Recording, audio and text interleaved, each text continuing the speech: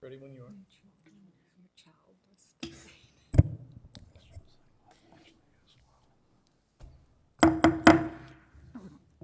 Call to order the August 18th meeting of the Cecil Township Planning Commission. We'll start off with the approval of minutes. We got a little ways to go back here. Let's start with the May 19th minutes. I'll make a motion to approve. I'll second.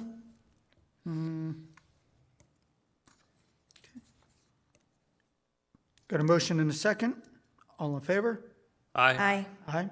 Abstain.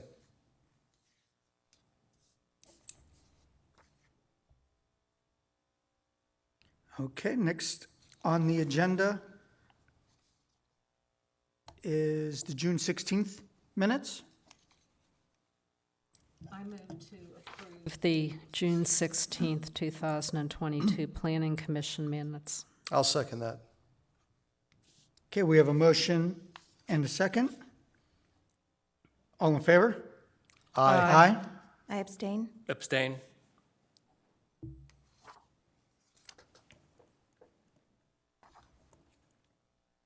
Motion carries. And the July 21st minutes. I move to approve the Planning Commission minutes dated July 21st, 2022. I second. We have a motion and a second. All in favor? Aye. Aye. Abstain.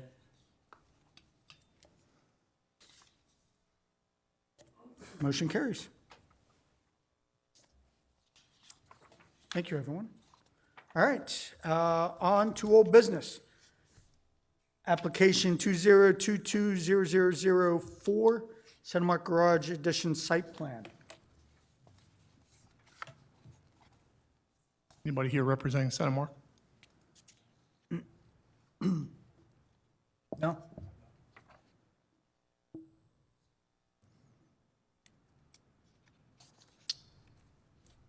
Is there an option for tabling? Is their application going to be? Yeah, they're just gonna have to table it again. That's, because we haven't heard from them. It's going to expire, isn't it? Yeah, it's next month.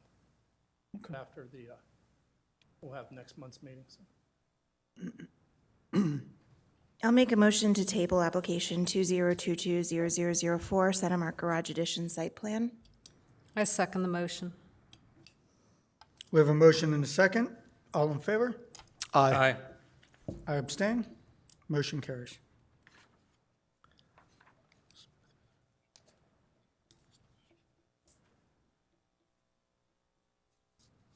All right, moving on to new business. We have application 2022-0026, Lewis, PA Turnpike Commission Plan. Applicant, PA Turnpike Commission. Good evening, Robert Ratcher on behalf of the Turnpike Commission. This is some property. The Turnpike has a 4.8 acre piece of property next to the Southern Beltway, 201 County Line Road. The Lewis family has a house that abuts that property. To resolve a dispute between the parties, the Turnpike has agreed to deed over approximately a half acre to their property. So the end result will not be an additional lot. It will be half acre off the Turnpike lot, Lot line half revision. acre onto the Lewis lot. Their lot goes from 1.71 to 2.15 acres when it's all said and done. This is in the back of their property and along the one side.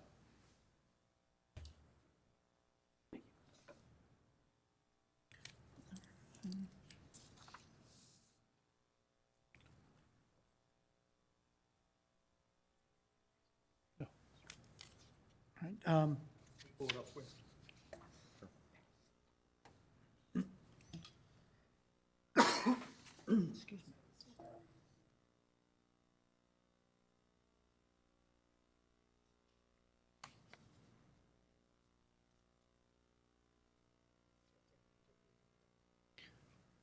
No, I think we get the drawing here to show the commission what it looks like.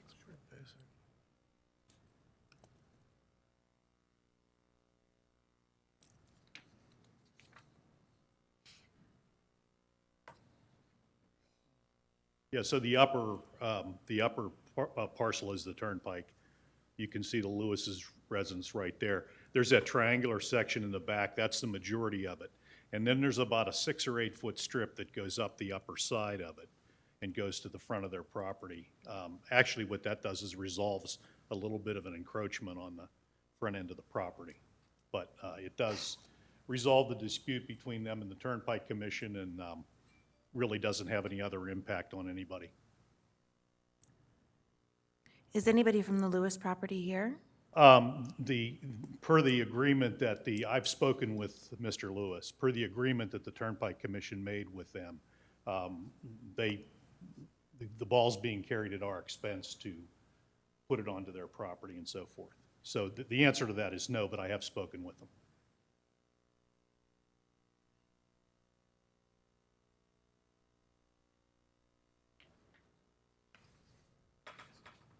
Any other comments? Yeah, the only, Questions?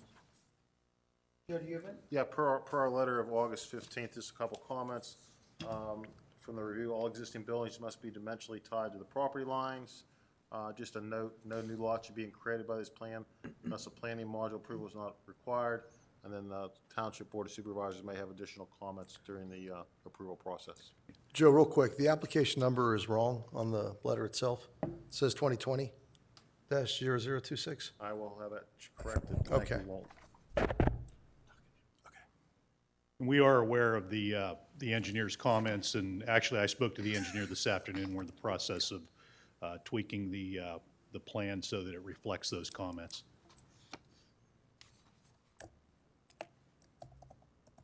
Yeah, I don't see any issue with the timeline on those before the next Board of Supervisors meetings. I'll make a motion to approve application 2022-0026, Lewis, PA Turnpike Commission Plan, contingent that all items on the letter from Gateway Engineers dated August 15th, 2022 are addressed. I'll second the motion. All right, we have a motion and a second to approve. All in favor? Aye. Aye. Motion carries. Thank you. Thank you.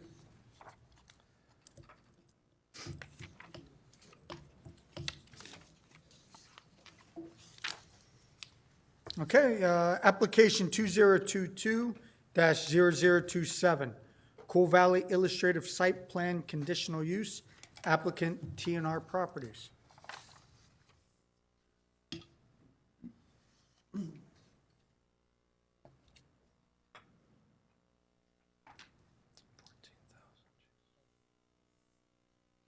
Good evening. My name is RJ Sabatino with TNR Properties. I'm here with John Haynes, also with TNR Properties.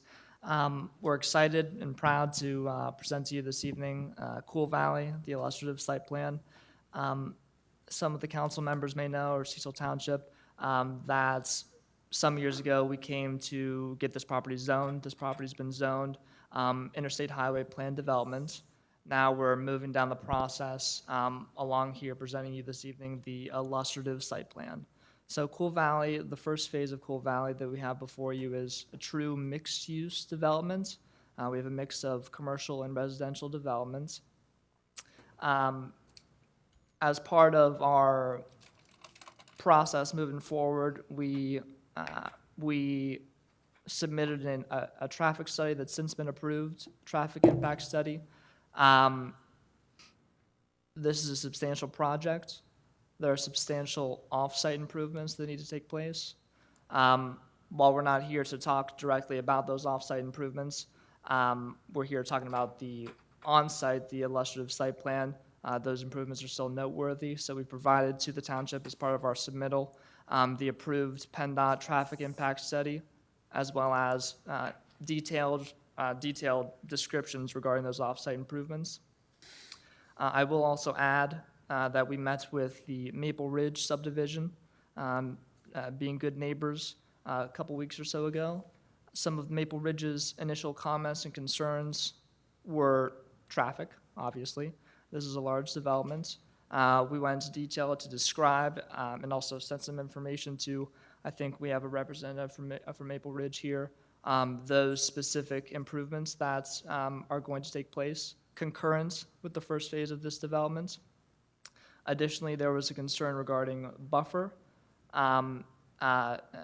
landscape buffer as it relates to us abutting the Maple Ridge subdivision.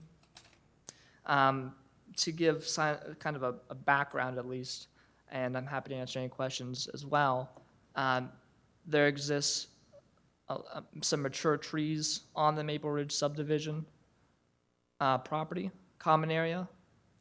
We cannot touch those trees. We don't want to touch those trees. We want to maintain that buffer. So there will be substantial buffer maintained from Cool Valley Phase 1 and the Maple Ridge subdivision. Happy to answer any questions from the commission here this evening. Again, we've been long in the process, working diligently to create a plan that works and something that will satisfy the needs and the demands of Cecil Township. And we're excited to have this before you, and happy to answer any questions that you may have. Realizing it's early, the process, is there an estimate from a housing standpoint, how many units? Whether it be, whether it be single-family houses or townhomes, et cetera, just total number of units. Yeah, so again, this is the first phase for the townhomes. I think likely 150 some townhomes, and those will be for sale townhomes. Again, we're here for the illustrative site plan. Sure. When we come back specifically for those parcels, those numbers may change. Again, for the townhomes, and now multifamily we have on parcel D, which is about 13 or so acres, predicting maybe 250 or so apartment units. Market rate.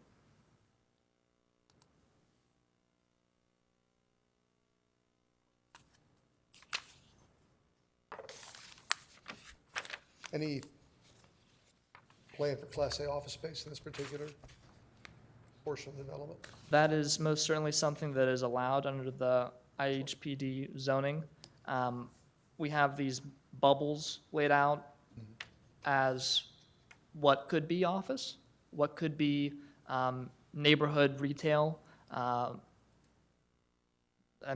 sure would be great for our new residents and obviously the existing residents. As you're aware, or as many are aware, that kind of the COVID situation has made less demand for office. So it really will depend on the market. And once we get users and come back for those more specific plots after we get to the illustrative site plan, that's certainly something that could be an option.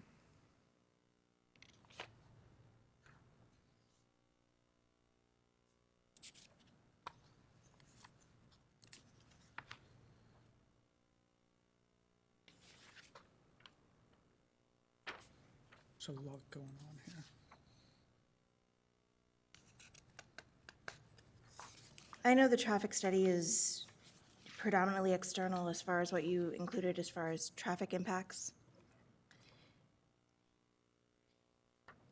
What can we do, just as the people of Maple Ridge expressed concerns about traffic, that particular area where you would turn from Morganza onto South Point Boulevard is already congested, already kind of a nightmare, already not very fun to drive, especially when you're coming up from the Maple Ridge side of Morganza. How can we see or know what's being proposed, provided a schedule for that? Because I'm really hesitant to say, yes, I'm okay because you said the traffic's good, without seeing what the traffic modifications are. Yeah, and as part of our submittal, we did provide a list, bullet point list of the 3 intersections that we are required to perform improvements on. And again, the traffic impact study and PennDOT ultimately will, and we have to, require us to complete those improvements concurrent with the first phase development. So some of those intersections are currently failed. When we're assuming an affirmative vote, hear from you this evening onto the Board of Trustees, and then later a Board of Supervisors, and then later coming back for those other individual plans, concurrent with that development, we will have to do those improvements on those roads, concurrent with the development, and then those intersections will no longer be failed.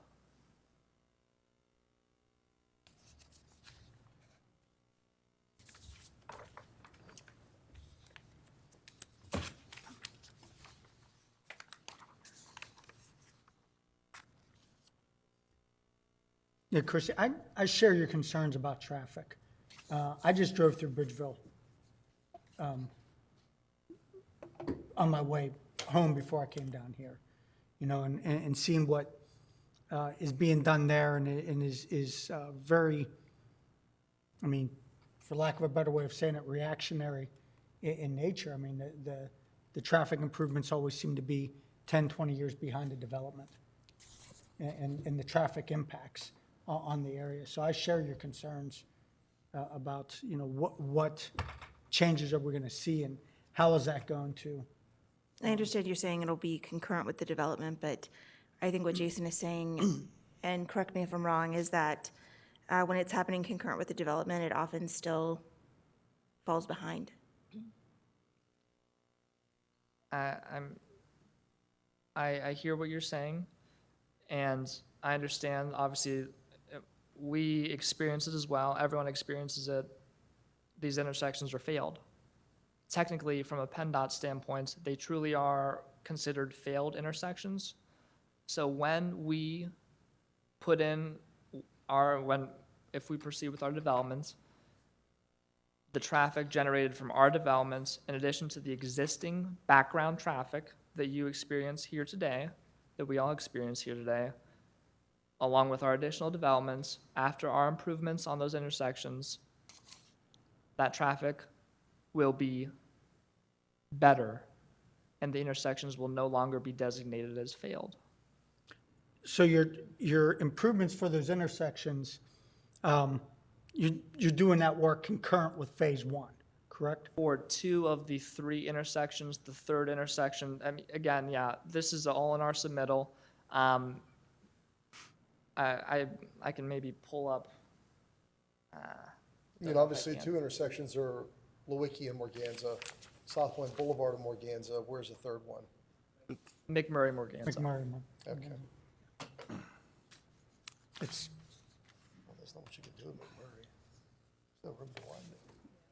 Yeah, so, again,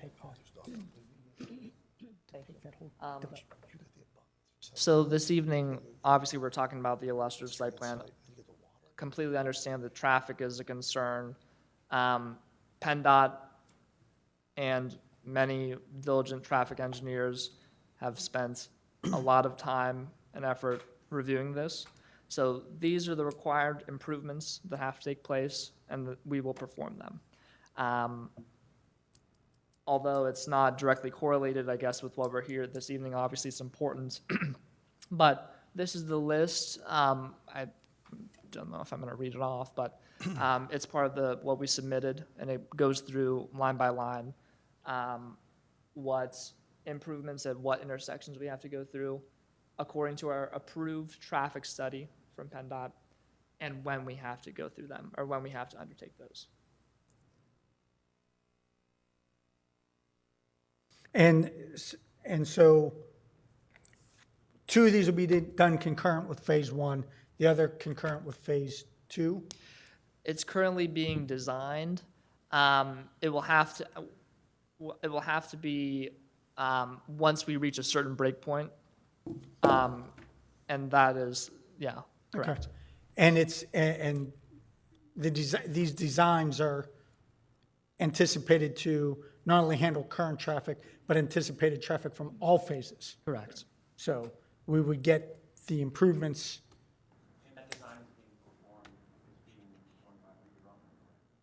Yeah, I did see that. I think I knew that, yeah. And Joe, Gateway has reviewed the impact study, Yeah, working on these. Yeah, we have reviewed the illustrative site plan regarding the conditions that are spelled out in the IHPD ordinance. You know, the number 1, the illustrative site plan is for the site. They've provided that. The number 2, the illustrative site plan shall include a written description of the various proposed uses. The plan does comply with that.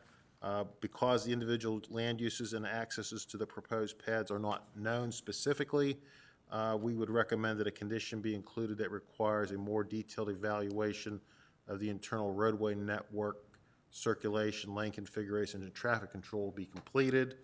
Once the specific uses for the pads are determined, there may be a need for additional lanes on the internal roadway network that may ultimately be required in order for traffic to operate efficiently. The other one is the 3 is the illustrative site plan so as to accompany evidence that the development can be served by public water and sewer systems. Those letters of service availability have been provided. Covenants, that's number 4. There's been covenants provided for review.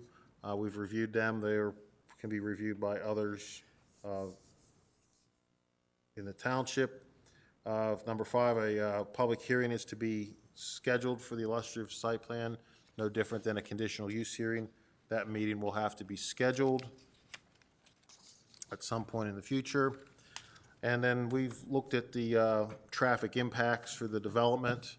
As stated, there's 3 intersections that are included in the study. South Point Boulevard at Morganza Road, that one is the one that's being referred to as being handled by the Redevelopment Authority of Washington County, and the developer is responsible for those improvements at Morganza Road and Lewicki Road, and Morganza Road and West McMurray Road. And as you see here on the plan that's been provided, the main access point to this development is through Lewicki Road. There's one point of access, and then there's an emergency access that comes down behind the rear of the Maple Ridge development that is shown on the plan. That's from an external standpoint. There's, like Mr. Sabatini has said, there's allowances being provided for in the improvements.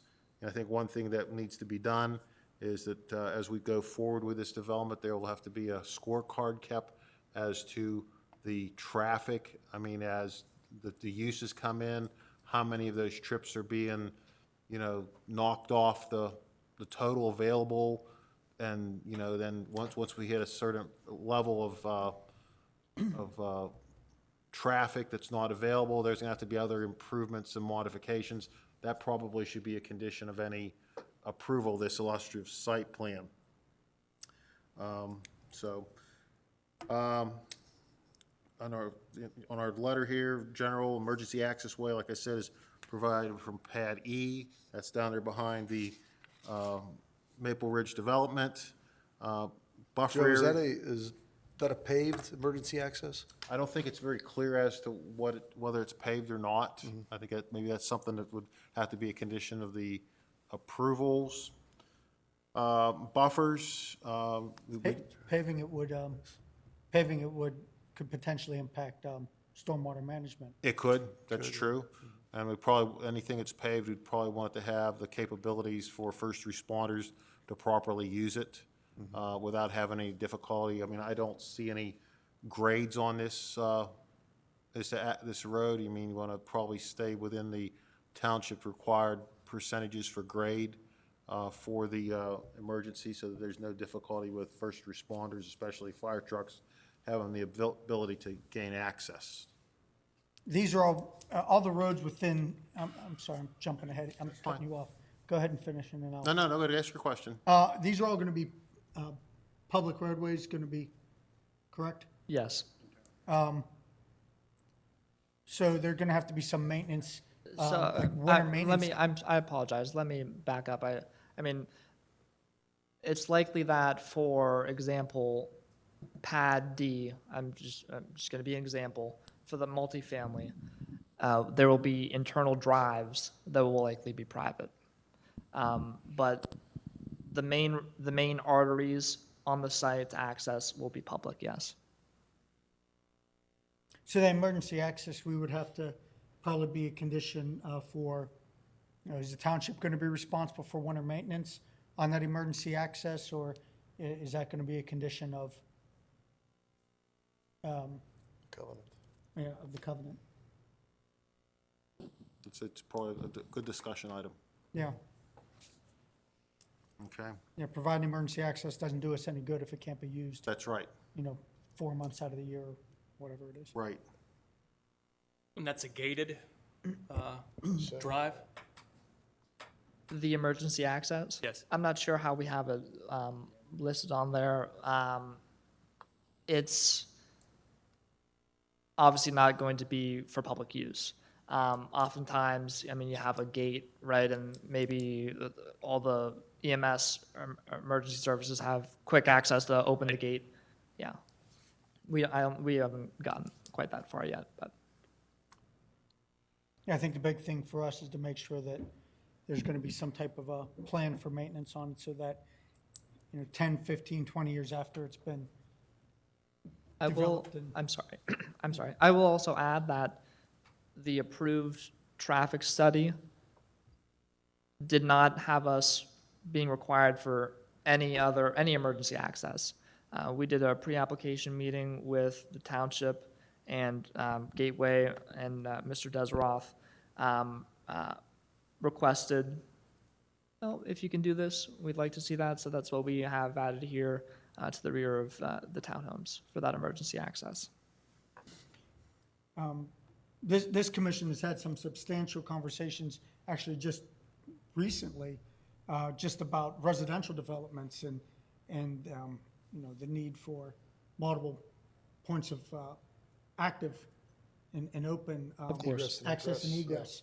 So, and this is a proposal, something that's substantially larger than the housing plans that we've recently been discussing, yet it's provided with a single point of access and egress, so.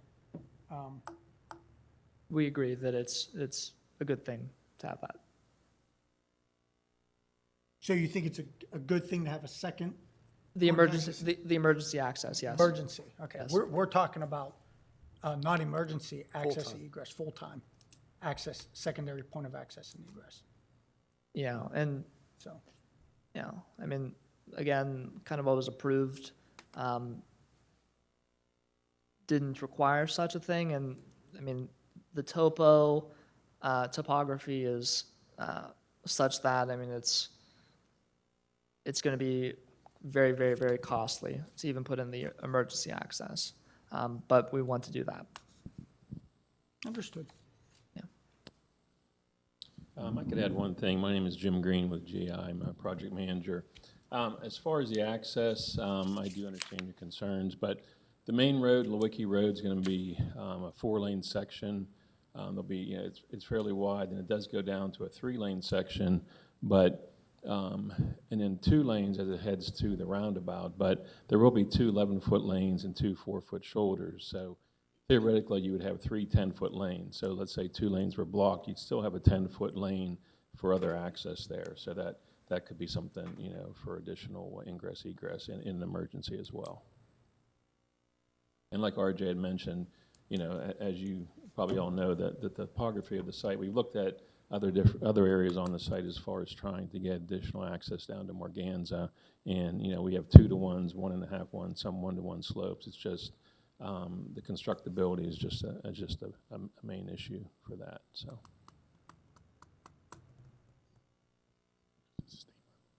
Walt, I believe your experiences in that would be able to ask the most articulate questions. There's always the comment that a wider road provides potential extra access should there be some limitation to egress and ingress. But we just had a situation a couple weeks ago where we had a microburst come through, and we had a plan that was completely blocked off for almost 48 hours. Luckily, they did have a second point, totally separate point of egress and ingress on the backside of that development. If they couldn't, if they didn't have that access, it would have been almost 2 days where people couldn't leave or get to their homes if they weren't there when the accident occurred. There were power lines down, literally no way to get in from that main entrance everyone uses. Most of the residents didn't even know they had a secondary access point until I told them. So I was helping with traffic control during the storm. And I mean, it's a real problem. And obviously, even if it was a wider road, the situation was such that it wouldn't have mattered. The poles were down on the road leading to it, completely blocking access. But on this plan, they could access the emergency access road. I mean, the residents there should know, at least on that Pad E, that there is an emergency access road there. It would be signed, and I'm sure the HOA there would notify them, you know, in case of emergency, you do have this road down to Morganza. So I think that could solve some of those problems.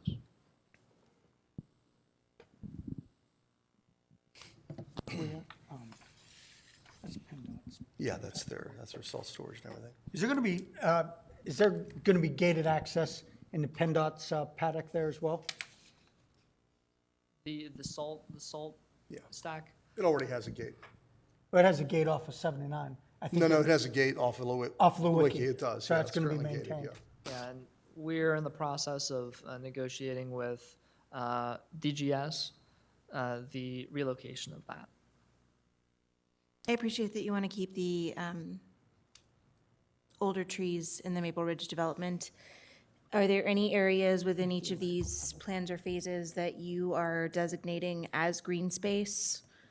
Or for buffers between the areas? Yeah, It would so be the township's calls. we're but here that's this calls. evening for the illustrative site plan, kind of You would hope PennDOT the will big allow it. picture. We will come back for more specific plans of those parcels when we know what the use is, when we know what we're gonna do.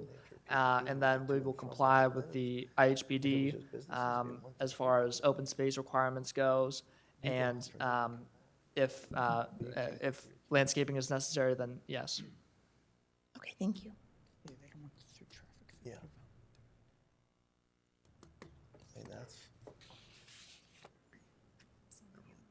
Hopefully they keep it from being too steep.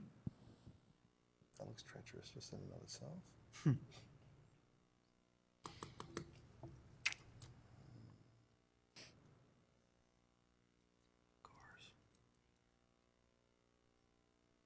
Looks like there may be an intent to put a roundabout in front of where the four-way is by PennDOT. Correct.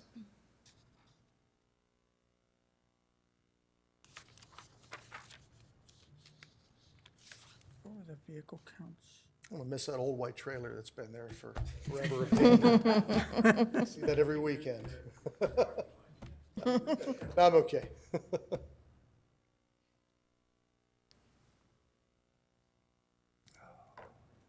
Are these traffic counts on here? Is that Lewicki?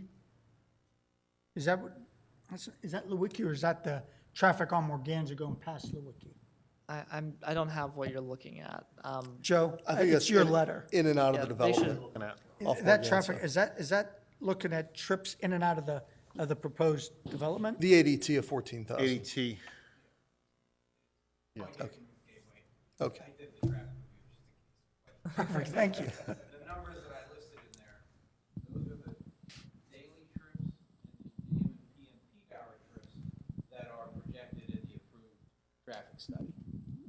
So when Joe mentioned, you know, kind of having a trip bank, the approved traffic study made some pretty broad assumptions on the uses, right? We don't know what the uses are gonna be. So instead of tying it to uses, which we'll usually do that for traffic study for something this big, we tie it to the trips. So their approved traffic study and the improvements that they're proposing at these off-site intersections will accommodate those trips.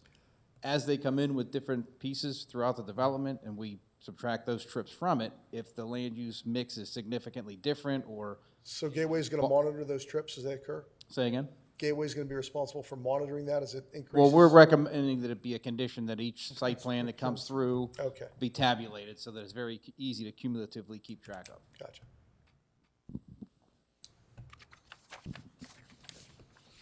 Okay, so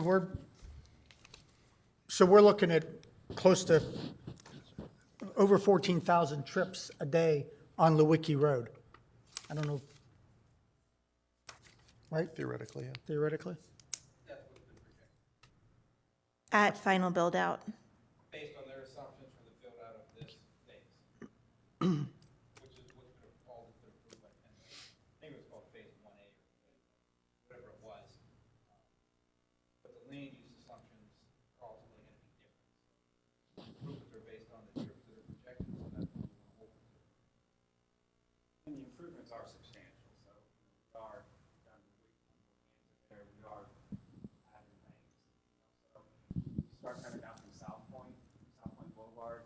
down towards, oops, there you go. When you start coming down South Point Boulevard down to Wiki, you're going to see it's going to be what, 4 lanes the whole way down. So it's not just putting in turning lanes. We are going to be able to, With obviously the park and ride being right there, that's the most logical place to move the widening of the road to. Is that going to be an eminent domain? Is that why the redevelopment authority is involved? Yeah, that's still being designed.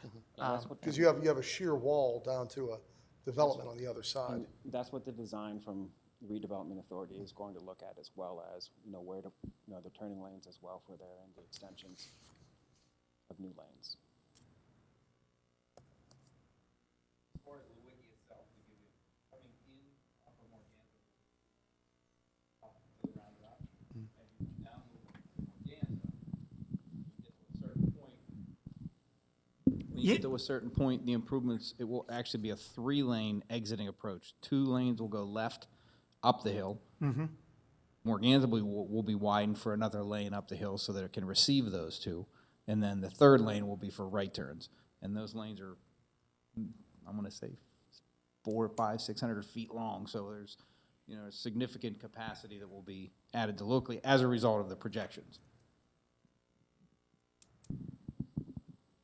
Save Jack here. If you want to come up and join Joe, you're welcome to.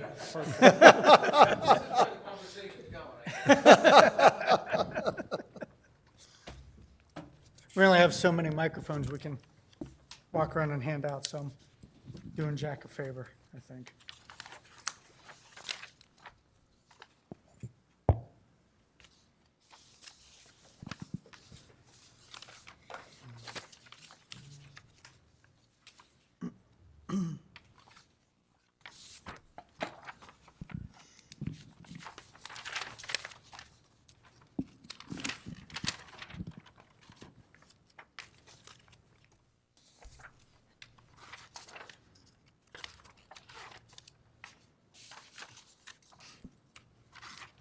Can we go on with the additional comments in our letter? Yeah, please. Okay, sure. The other, under the general was, we're asking an explanation of the proposed buffer areas and sections across the development be provided to give a perspective from the neighboring developments so that can be provided for discussion and review. When you look at this illustrious site plan, the Maple Ridge development sits down below the Cool Valley development. And, what kind of, you try to keep, I'm not trying to answer for them, but, you try to keep mature trees in place, but, what is going to be done to supplement there, since the Cool Valley site sits higher than the Maple Ridge development. And I think the other thing that you probably should also look at or ask is, how is lighting going to be affected or controlled? And it may even be something to look at regarding noise, depending upon the use that's on these lots. Anything that's done would have to be in compliance with the township ordinances.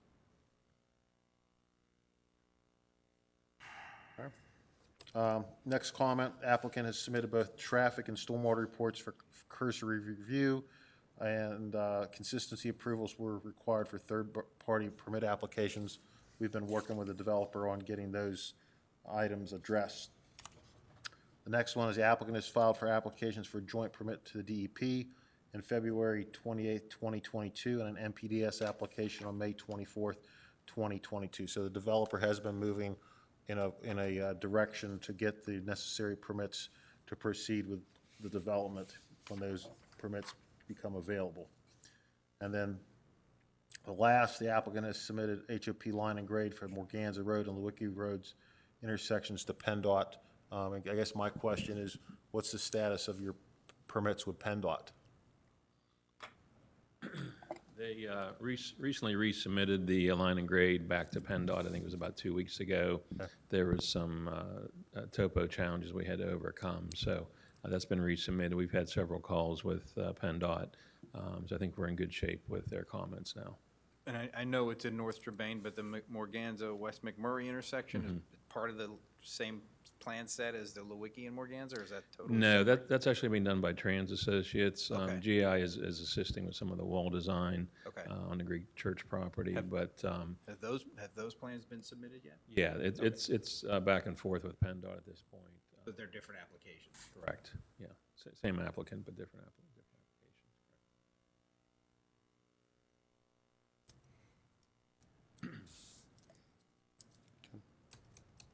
Those are all the comments from our review letter. I mean, you're welcome to have further discussion.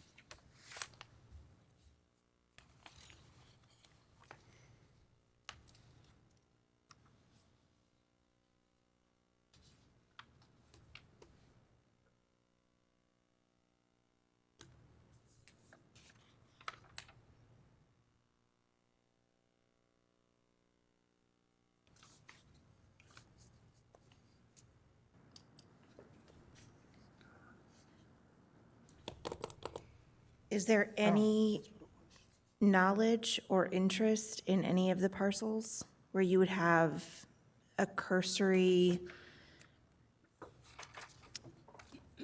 bit of information that would allow us to say, hey, that's going to be offices, that's going to be residential? I know it's mixed use, but going back to what Jason said as far as residential and what you had mentioned as far as the change in requiring office venues after COVID.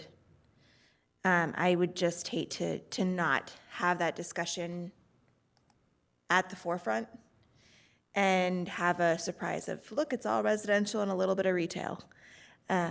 So I wanted to check with you and see what the interest is. First, I'll hit on the last point. The bubbles on the illustrative site plan are what those designations will be. So, I mean, commercial versus residential. So, I mean, you see that the vast majority of this is going to be commercial. I can tell you one thing for certain is we will be the builder and developer for the multifamily. Other than that, we have received substantial commercial interest.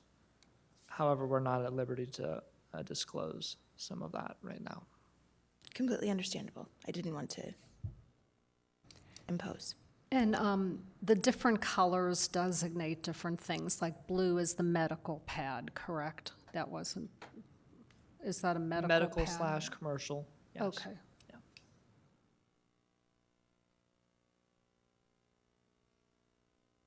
Can I ask a question? I mean. Please do.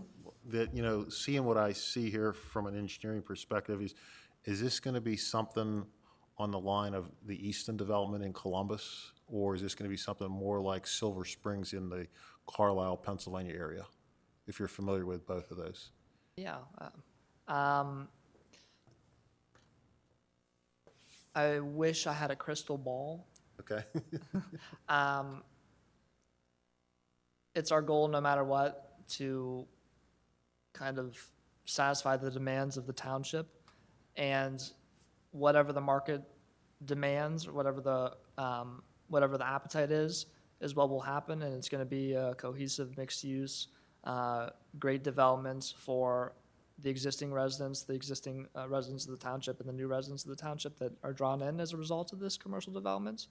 But I don't have that kind of future knowledge of what exactly it's going to look like. I mean, part of the reason I'm asking is, you know, I guess before COVID, the lifestyle centers seemed to be the attractive commercial, retail, residential development that developers were, you know, had their eye on. Is that kind of a philosophy still existing in the development world? I'm just asking. Yeah, and I'm not sure what it's going to be. Okay. Yeah, I mean, lifestyle centers kind of died a while ago. Okay. I mean, South Point 2 was initially supposed to be a lifestyle Right. center. It got Yeah. pared down to just a Main Street district, and we can't keep businesses in there right now. Right. So it's, Can't keep occupancy. well, yeah, it's what I mean, yeah, Period. especially restaurants and retail. Okay. Oh, it's interesting.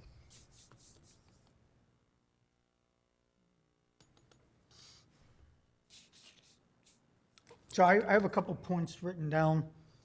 Second point of open access egress, just for points for further discussion. Buffering, lighting, noise, et cetera, impacts on Maple Ridge. And trip counting to limit to ensure that the average daily traffic doesn't exceed design limits. And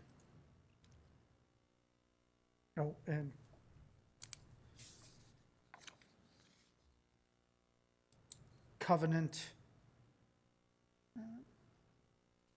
maintenance of emergency access through covenant, via covenant, yeah.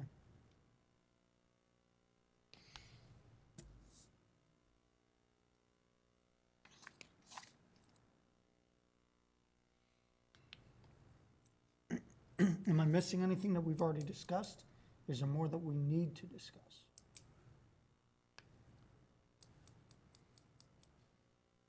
Is there a way to mitigate how much construction is happening at any given time?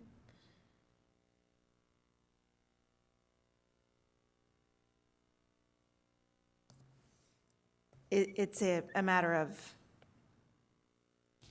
are we going to do or require or request 3 phases at a time, three of the parcels plans at a time of the sections? I know part of that is based on demand and need. I'm just thinking of construction traffic in addition after expressway construction just recently finished in the area.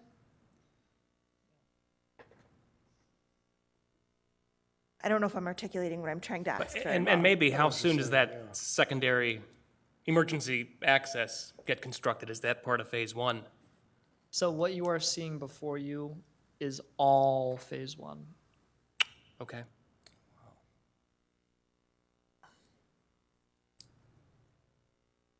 So everything's going to be earth moved and infrastructure and then pad ready? That is phase correct. 1. That's correct. And obviously with the earth moving, precautions to be made, keep the dust down, because obviously the Maple Ridge plant is right there. I know, seeing other development nearby this area, the dust has been tremendous during the dry weather.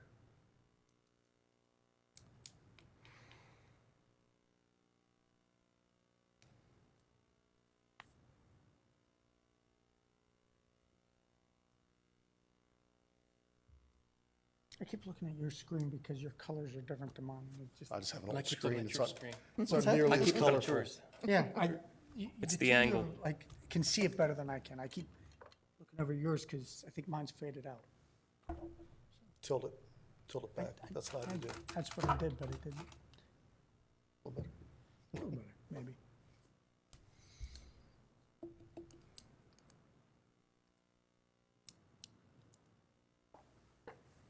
Have you also met with first responders as you talked about this secondary emergency access?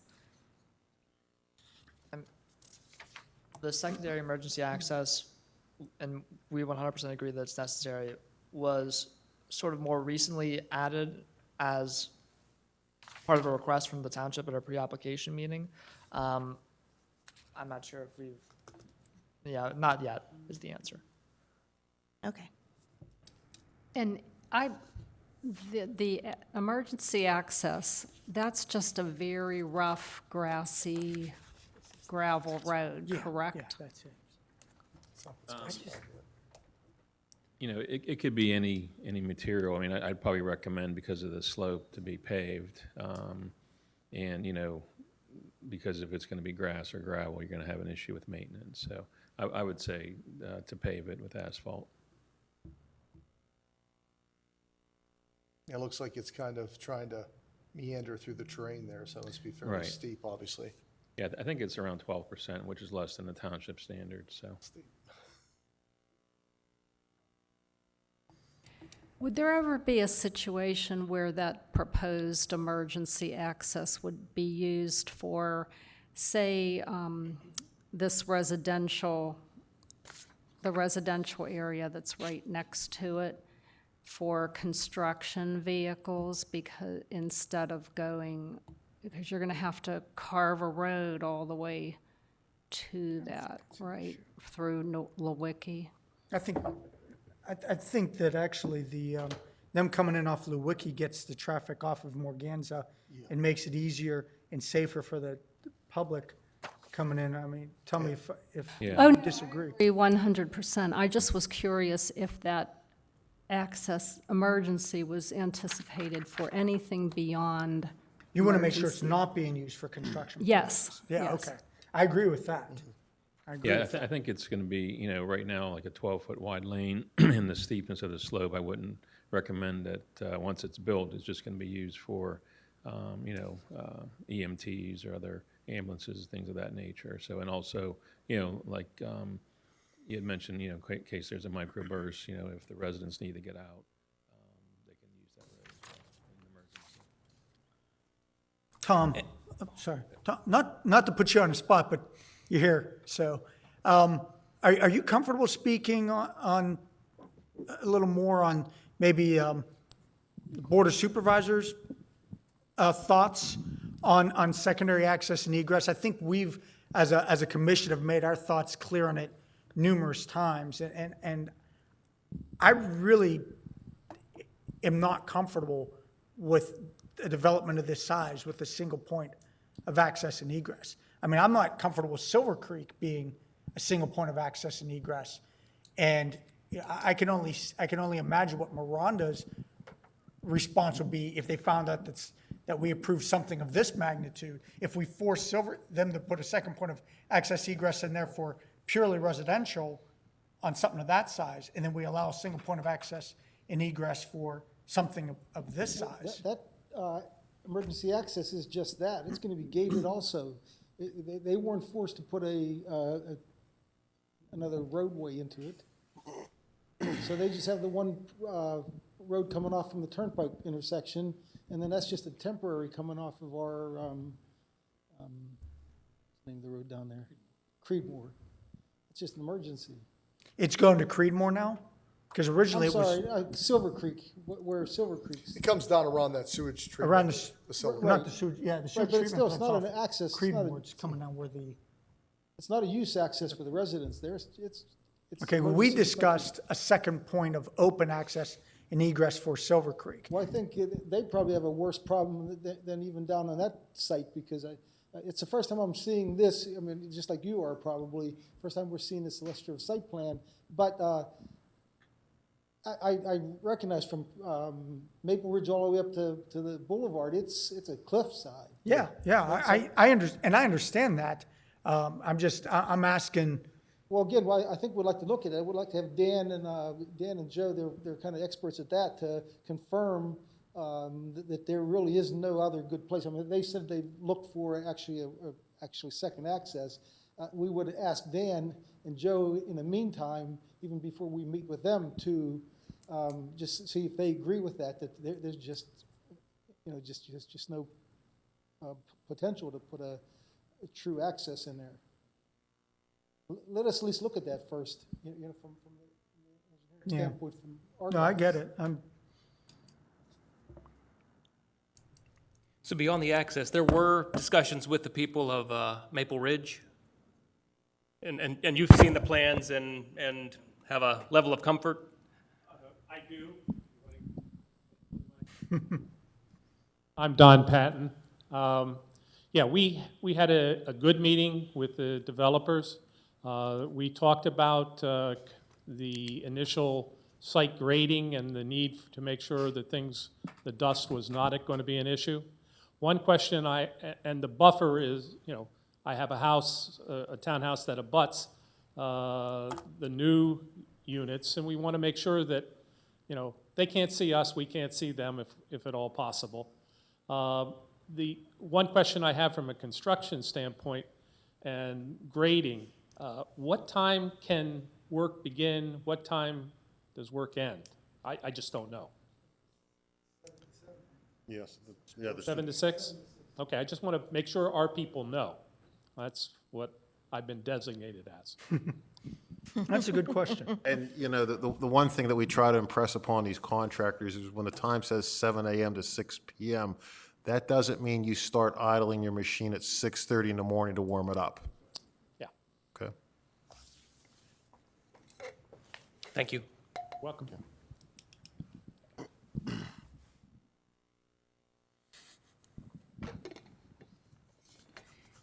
As far as the light is concerned, Jason, you had brought that up, and I believe, Joe, you did as well.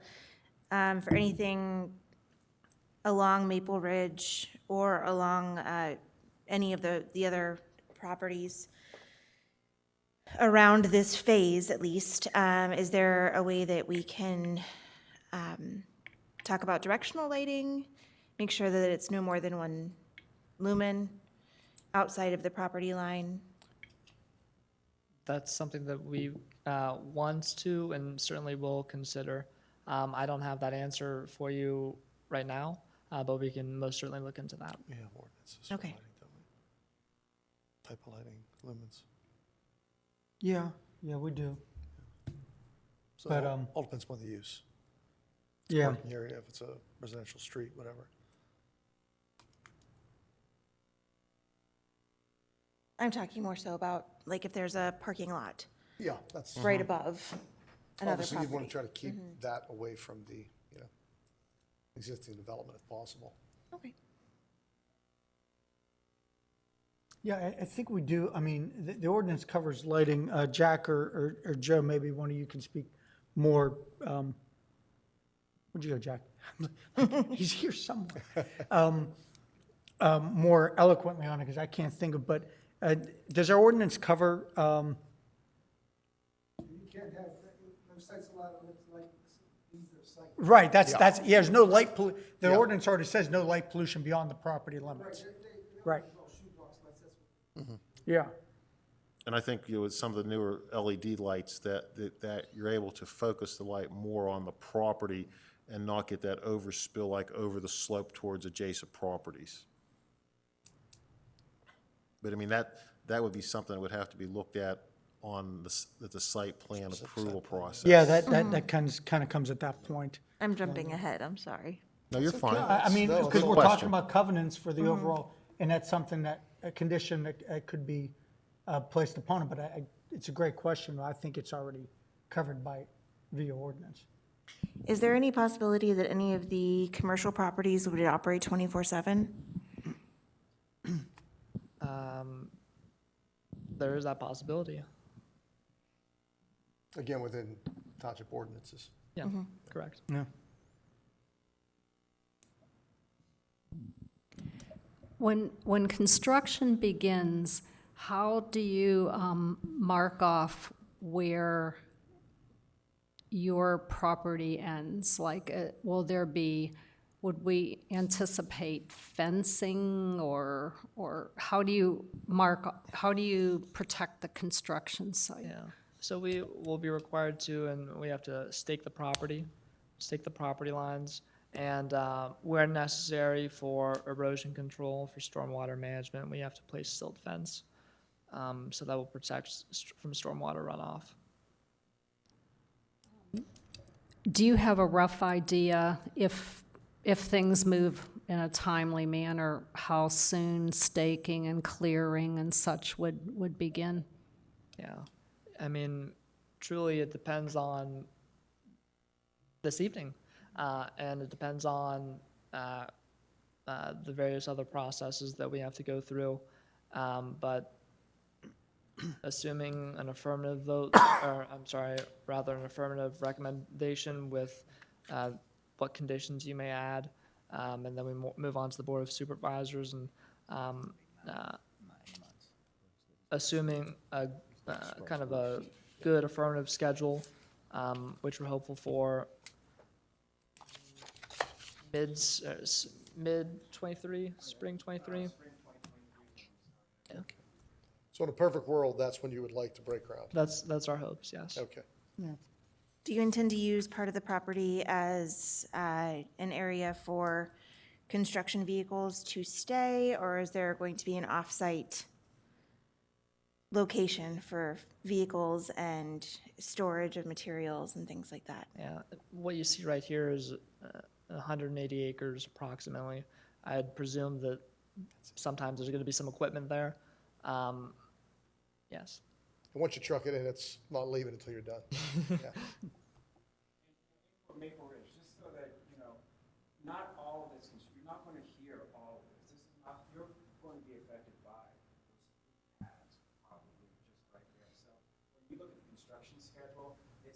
not going to, not entire construction schedule or, getting those pads ready schedule, if you will. It's not going to be the entire time that people have, concerns about construction noise or just interference with their lives with construction. The majority of it, you can say the 9 pads, the majority of that, you won't even know what's going on.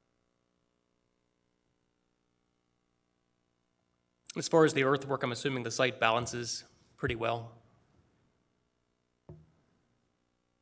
Good question. So it's gonna be cut and fill then mostly. Correct.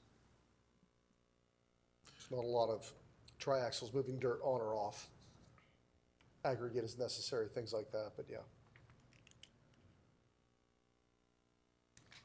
Barbara, to your question about the property line and the buffer, I mean, in some communities where I've worked, I have required the developer to stake out the property line, the limits of disturbance, and where buffers are to remain in place so that there is no encroachments over the property lines or into the buffer areas, especially when there's mature trees to be retained.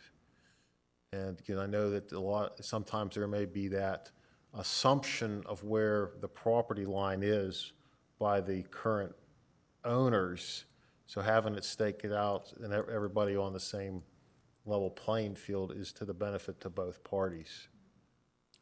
Yes.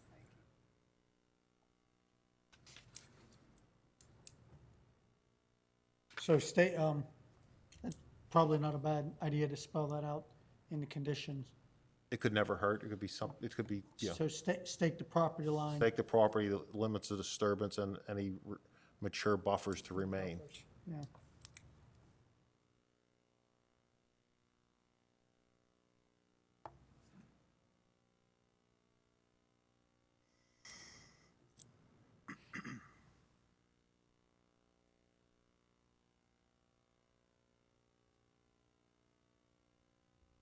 I would also say, I think it would be nice to have that photographic evidence of those stakes, because unfortunately, when there are people involved, as there always are, things might get moved.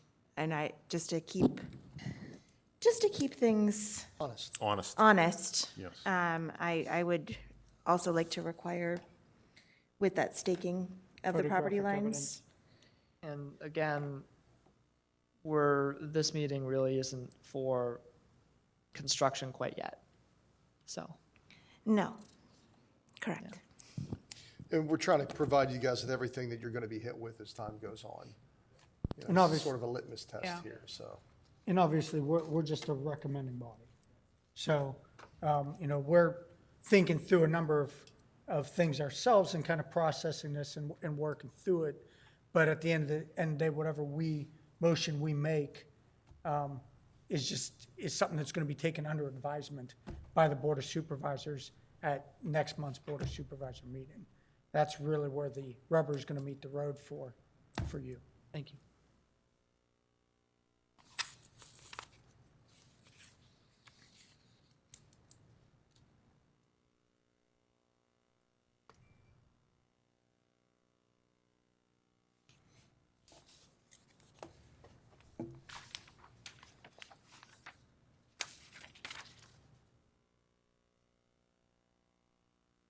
I don't believe I have anything else to add.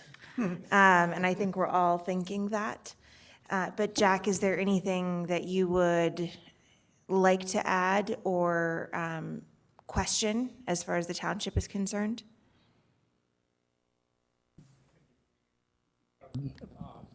Maybe this works.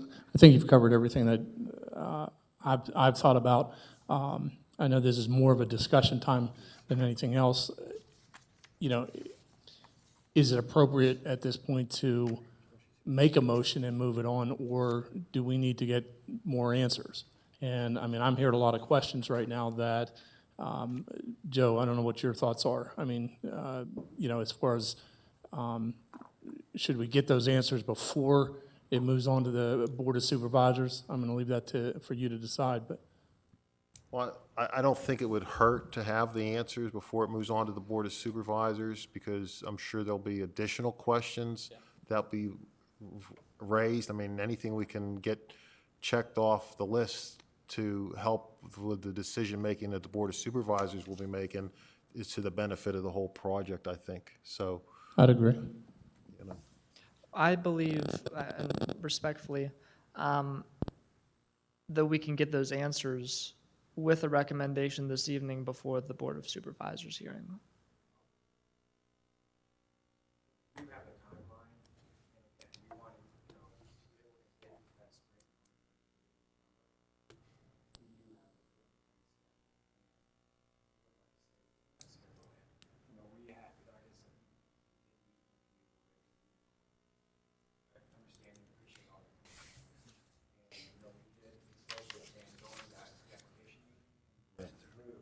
Right.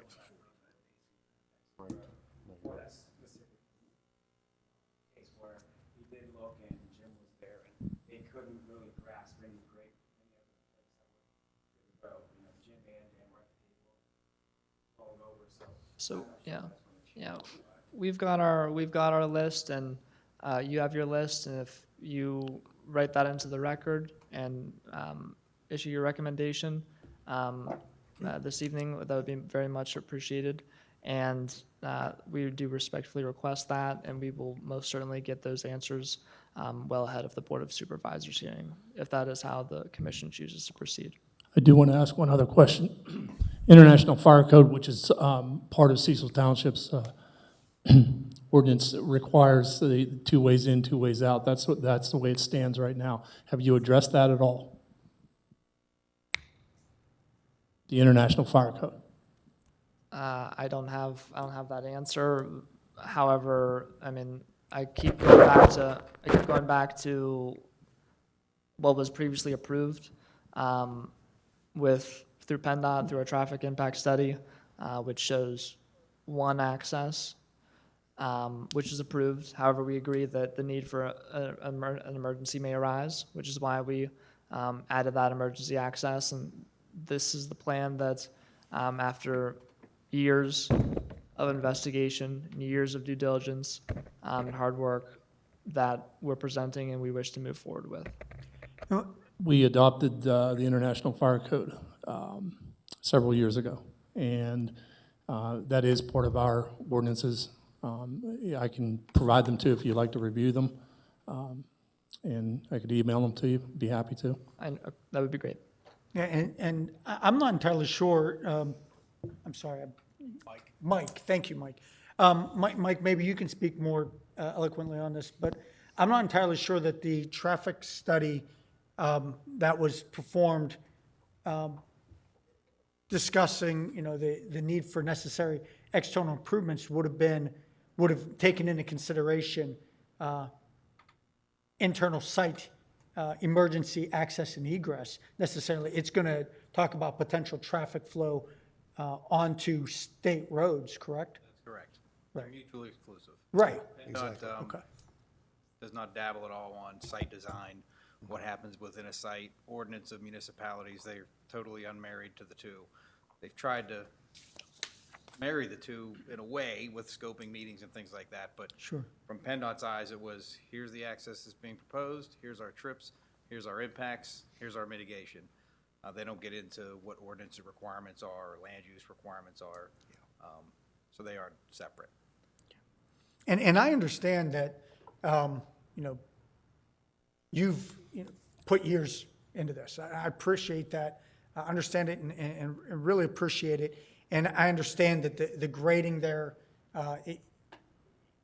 it creates a difficult scenario. And looking at the layout, I mean, just, I can, the only place it really looks maybe doable there is potentially the, out through, I think that's pad E, right, where the emergency egress is. And doing so would probably negatively impact the developable area of pad E, and probably is not something that's going to be, people aren't going to want all the commercial traffic flowing in and out through their residential plan. So I realize there's a lot of moving pieces going on, and I appreciate that. But at the same time, our job is not to look at how is not necessarily to look at how you want to use the land and what's most expedient therefore for you in that process. It's our job to look at what you want to do with the land and look at what is best for the community that you're trying to place it into. Completely understand. Future use after you've developed it and moved on to phase 2, phase 3, or whatever future developments you want to do. Completely understand and appreciate it, and that is something that we can most certainly investigate and we can look at before any further meeting, pending a recommendation this evening. You said you're done, and I think we've all kind of reached that point where we've thought about as much as we can think of without just, I mean, if we sit here long enough, we can continue to think of more things, but how productive are we really being? Barbara, do you have anything else? No, just in advance, I will be abstaining from voting because I am an owner in Maple Ridge. So for this phase, I will be abstaining from voting. It's fair, understood, appreciated. Walt? Nope, said my piece. Dave? I don't see the benefit of tabling this. I think a conditional approval covers all of our concerns. Yeah, I'm with you on that. I think that's the vibe I've gotten from everyone tonight. So, so I guess at this point, it comes down to the 5 of us. We've talked about some conditions. So we're talking about conditional approval. The ones that I've written down, maybe somebody else has others. Let's we'll make have to sure do it we're at all on joint. the same Yes. page here. We've talked about a second point of open access and egress. If that emergency egress is maintained, regardless of whether that's turned into a second point of access egress or whether there's another point of access and egress and that emergency access still remains, I think there was a condition of maintenance of the emergency access via covenant. Trip counting to limit the ADT exceeding the design limits. Stake in a property line, limits of disturbance buffers to remain, along with photographic evidence thereof. Buffering, lighting, noise, et cetera, impacts on Maple Ridge.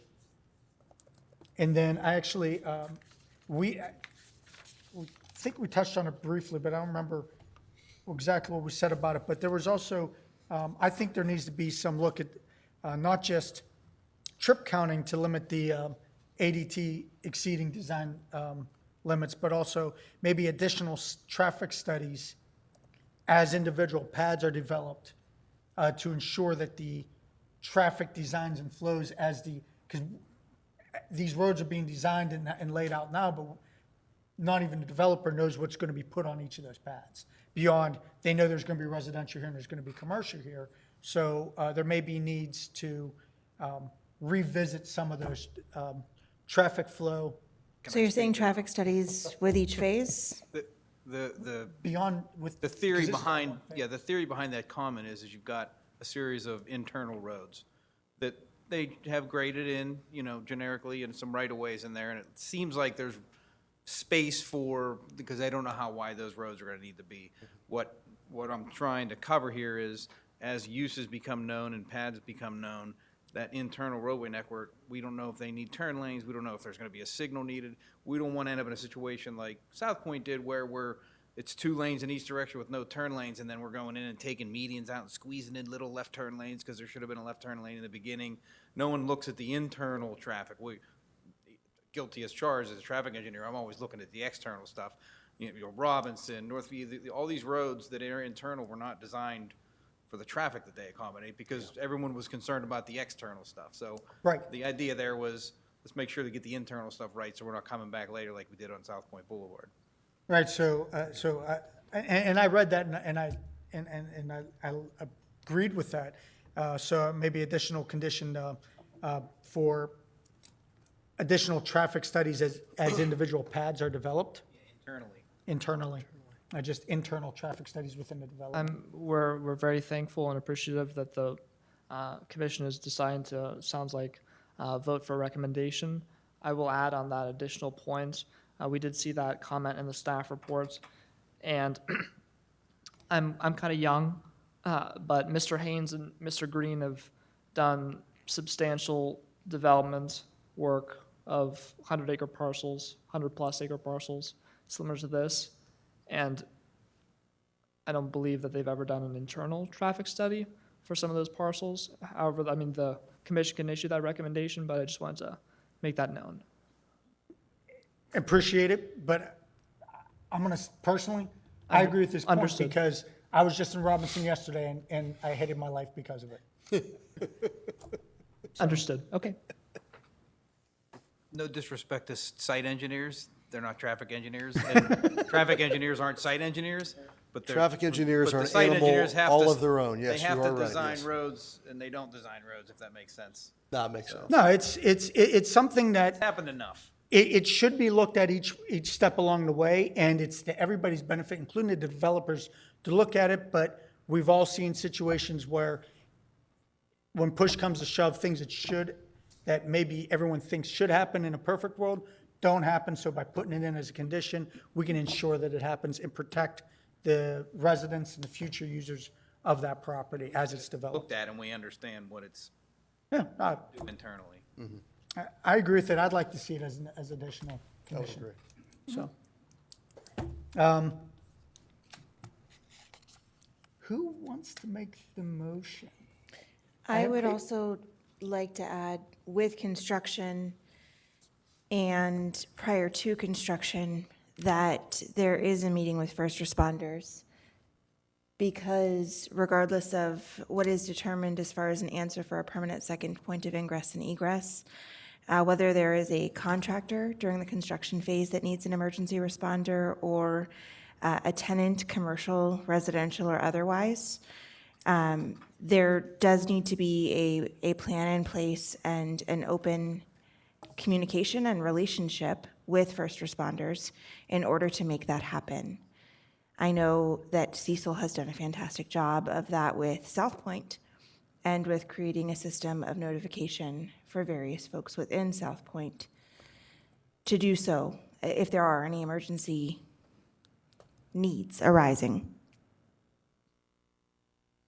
So, periodic meetings with Township Emergency Services as construction progresses? Construction and development progresses? Yes.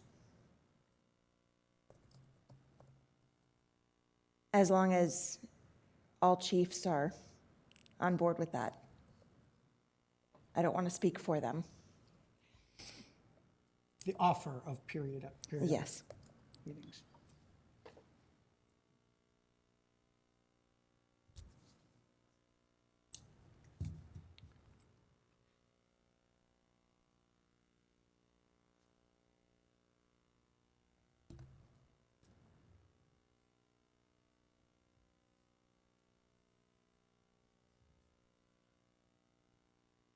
Anybody want to entertain a motion? I'll make the motion if you read the covenants.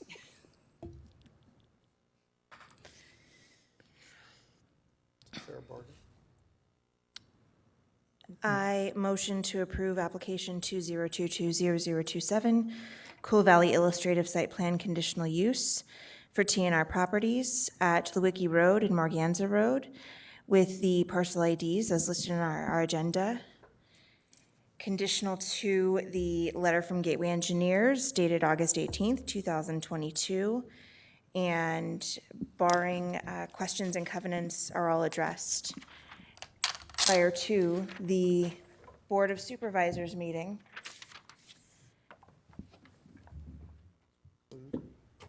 To include the second point of open access and egress, if possible, to be determined mutually with the township engineer. Buffering, lighting, noise, et cetera, impacts on Maple Ridge and other neighbors. Trip counting to limit ADT exceeding design limits. Notice of emergency access via the covenant. To stake the property line, limits of disturbance, and buffers to remain, including photographic evidence of such staking once construction and development begins. Additional traffic studies as individual pads are developed. and an offer of periodic meetings with Township Emergency Services as construction and development progresses as well. I'll second that motion. We have a motion and a second. All in favor? Aye. Aye. Abstain, and please make a note that the abstention is purely because I am a owner of Maple Ridge that's in the 300-foot buffer area, or interest area. Thank you very much. Thank you. Oh, yeah.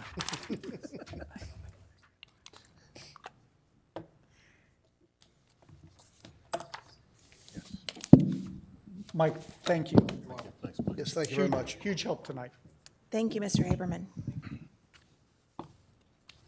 Good meeting. There is nothing on the agenda for ordinances or amendments, correspondence or announcements. I did want to talk to you about that on the next item, ordinance and amendments. 670 Signs? 4519. What? The signs? The sign one? No. Okay. We're close, if you can believe it or not, to adopting a comprehensive plan. We're almost there. But that issue came up about the mixed use that I think the steering committee came up with. I don't think they knew exactly. Jack, catch him, okay? I don't think they exactly knew what they were describing on a mixed use. So I just wanted to ask you to think about this for a while to help us out on it. Mixed use, as you saw those places on the comprehensive plan proposed map, there's mixed use.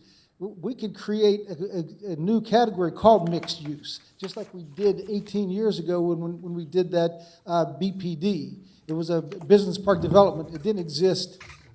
We had the developments like the Theodore Industrial Park in I-1, which was an ugly development. It just had no standards. It was just ugly. And then we had the high standards of South Point, where it precluded a lot of businesses because they didn't allow anything outside. So, and I guess Walter remembers this too. We came up with that zone that it's halfway between the industrial at the Theodore Park and South Point, where you can have outdoor storage in BPD, but it's highly and heavily screened. So it's a step down from South Point, a step up from industrial, but yet they can do industrial businesses inside there. So we created that zone. Now we could create a whole new category and call it mixed use. But if that's the case, though, we'd have to come up with a list of all the permitted uses in the new category. Like commercial has like 23 different lists. All the zones have a list. Or we could do what South Point, what was done in South Point. The zone was created as a district called special district. So that's the zoning.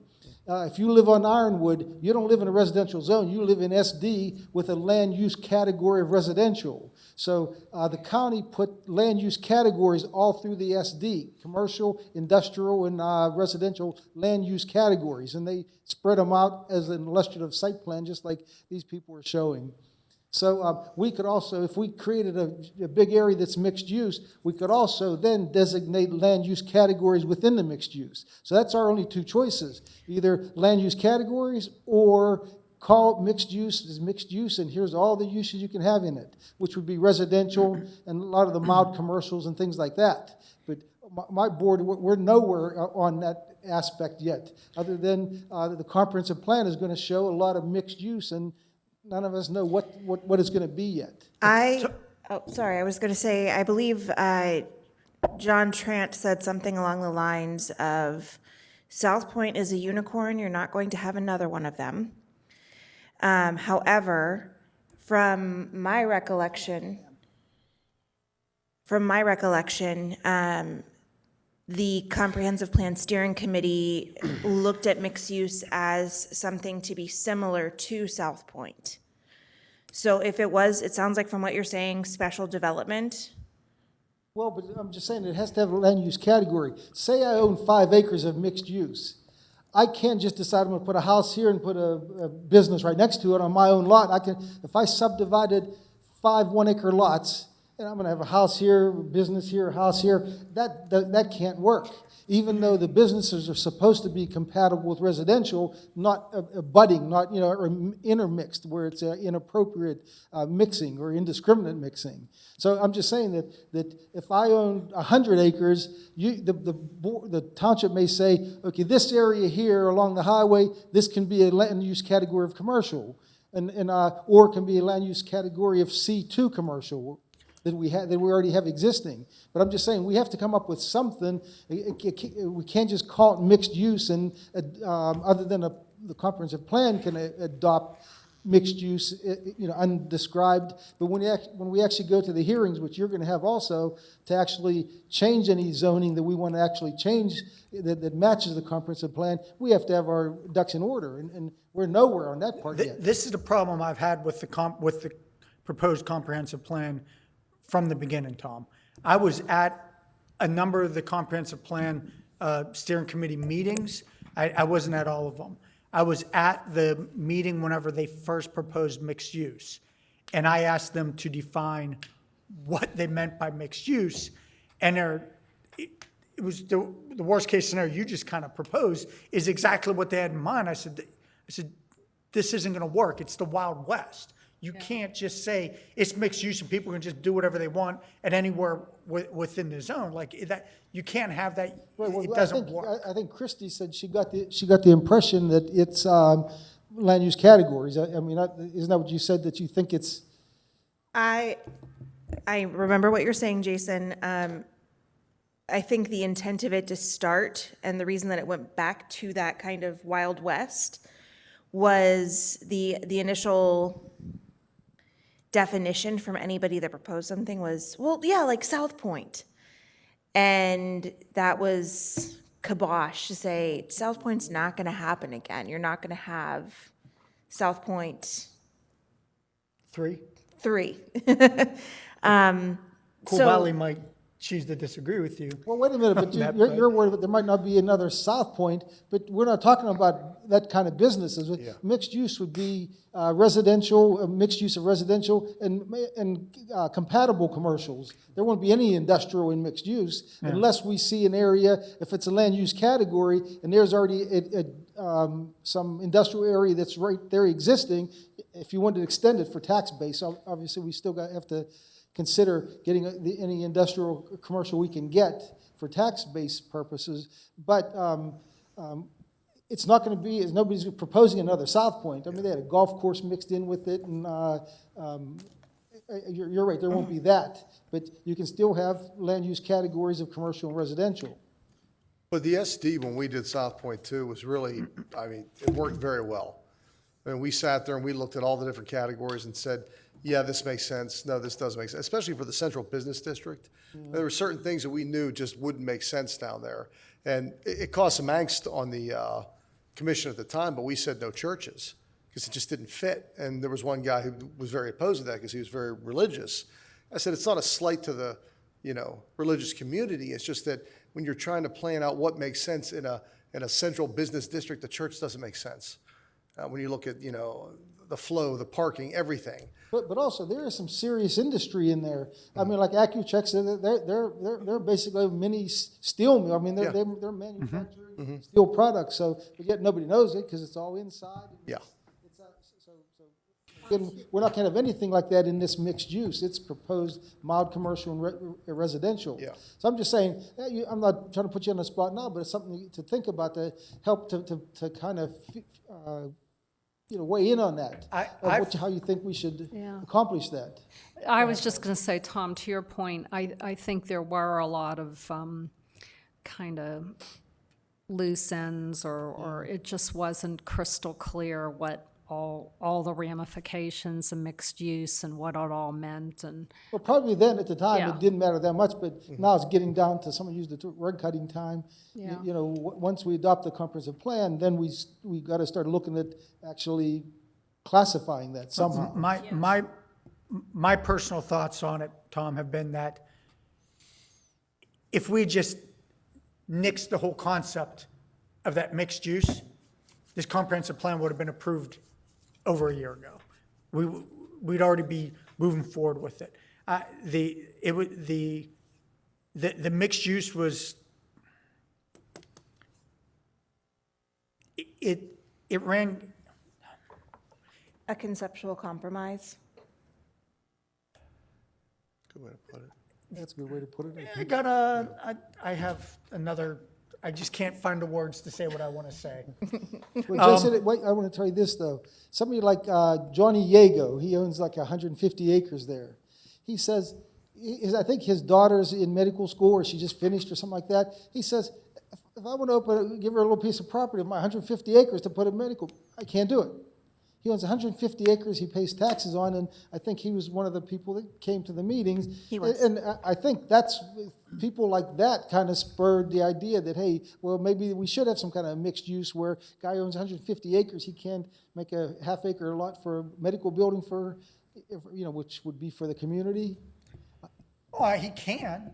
No, well, not now he can't. Well, I mean, He's all R1. Well, if the zoning that was proposed with the comprehensive plan is just a proposed, it's not adopting or changing any zoning. Right. It sounds like what you're saying is talking about changing zoning itself. Well, we would, I'm saying we would create a mixed-use That's zone. gonna happen, yeah. Or create land use categories in that mixed use, or divide that mixed use up into our own individuals. Say this is C1, this is C2, C3, R1, R2, R3. The mixed use could be that. my thought is that there was an opportunity, the future land use map, everybody knew going in was going to be the issue. And, It was last time. and I So think. killed the last one. Yes, it did. And I think that the mixed use was viewed by many people as a way of saying, of essentially kicking the can down the road and saying, That's a good way to put it. of saying, you know what? We don't need to sit here and draw lines in, because, if one person's property is zoned residential, now you want to flip it to commercial in a future land use map, somebody gets upset. Someone else's property is already zoned commercial, now you try to push it back. It hasn't been developed yet, now you want to flip it back to residential, somebody's upset. So I think in a lot of places, especially in that particular area where that was at, there have been, over the last few years that we've been on this commission, there's been a number of people that live in that area who have come in and tried to make applications for, John Dalbo. well, that's a great example. He's made numerous applications, but he's not the only one. There's been multiple others, people yeah. in there that have wanted to make use of the property for some other than what it was zoned for. And so I think part of the, hey, let's create a mixed use and let's put it here, was a bit of a way of placating of some people being able to say, hey, we can, now we'll be able to do whatever we wanted to do with the property all along. All right, well, I'm just saying, we're at that point now. It's dangerous. If everybody did kick the can down the road, now it's time to at least think about it and do something with it. So I'm just asking, I'm not trying to keep you any longer. I just want you to at least start thinking about that and see how you'd like to see that addressed. So if it stayed as it was, it sounds almost like mixed use is a Band-Aid to allow for spot zoning. Well, no, we're not going to allow that. Well, no, I know, but it sounds like it could be a gateway for that, but to say like, hey, house here, business here, house here. If it's land use categories, it won't be spot zoning. Exactly. Just like Fairways Landing, That's what you're Ironwood, saying. Yeah. they designated that as a residential land use category, and Millcraft or Pies bought those two parcels from the county, and they had to do residential on those. You're saying the land use categories is a way to still, to give people subzone, basically. the mixed use zoning that they wanted, but still have some type of Control. control over it so that there's not spot zoning. So it's not But- indiscriminate mixing. Right, Yeah. but I think part of my point is that's a lot of work that could be eliminated if we just say the mixed use was something that was an idea to talk about, but in practice, it's better to sit down and actually say, here's where we're going to put R1, here's where we're going to put R2. Nobody wanted to Well, do we can that. do that. No, we can do that now. If we leave it on the comprehensive plan map as mixed use, then when we get a rezone, this whole 100 acres is going to stay residential or be residential no matter what it is. This area, so would be basically rezoning in all those big areas of mixed use into a bona fide existing zone we have now, not create a new zone. No, but I There's think nothing it's wrong with that, creating, it's creating an extra layer that's unnecessary. If we It's not a just, layer, it's rezoning, just like, I mean. but rather than taking R1 and C2 and saying, we're gonna make this area mixed use, and now we're gonna put land use Well, no, maps I'm not within saying it. it's taking any zones that exist. I'm saying that, let's talk about the one big property that was involved in that. Elizabeth Cotton's 500 acres. We could say these 300 acres are gonna be stay R1.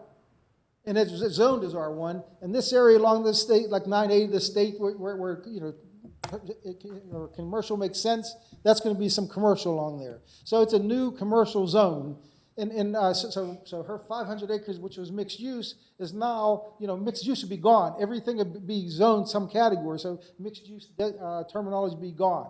Well, that's what I'm saying. Well, I mean, we can still do that. Yeah, that's my, All right, well, I'm that's saying, my preference. I just mean. think about that in the next as we're couple of talking months, about it- because at least we gotta get over that hurdle, and then the rest of it, I think, will be easy. Yeah, Thank you, that's sir. my thoughts on it is. Thank you. Let's, I appreciate that, but and that's where my thoughts are on it is, the mixed use, creating a new zoning district's unnecessary. I think it's easier to sit down and just say, you know, let's Like I said, it's the Let's option. create- That's an option, or create a mixed use zone. I mean, that's our only two choices, so. I think there's too much potential for pitfalls and traps in creating a mixed-use zone, whereas we could just rezone. Is that the right way to? I'd agree with that. Yeah. All right, Barbara, we'll think about it too. Thank you. Christie? Thank you for bringing that up. Yeah, agreed? I think so. Yeah. Dave? I like the mixed. You do? I do. Okay. Sorry. It's okay. You're outnumbered. That's why You're we're discussing. outnumbered.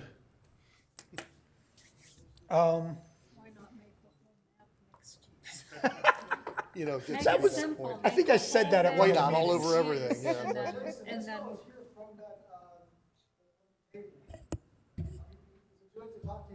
We haven't adjourned yet.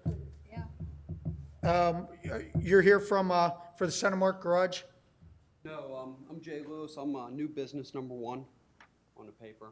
I apologize. I was at work. I was late. Oh, no, the Oh, no, we turnpike, didn't I had table that. asked. We approved it. Yeah. Thank you, guys. Sorry. We tabled a different No, item. I'm so sorry. The turnpike had left already when you arrived.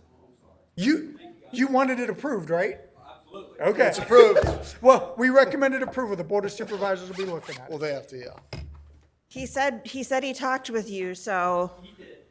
Okay, Yeah, he was in and out here fast, so. it was- yeah. Sure. Thank you, you. Mr. Lewis. Oh, goodness. But he got to enjoy our company. God bless you, sir. Do I have a motion to adjourn? I was gonna say, you got the comprehensive plan answer, so I'm out. So moved. So moved. What about the sign? Not tonight. Yes, sir.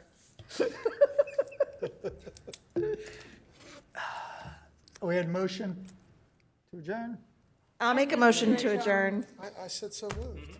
Yeah, you said, So, so we have a motion to adjourn? yeah, I said so moved. That means, yes. All in favor? that Aye. works. It was in tandem, whatever you want to put. We're all a team here. I need, yeah. I need the list. Excellent.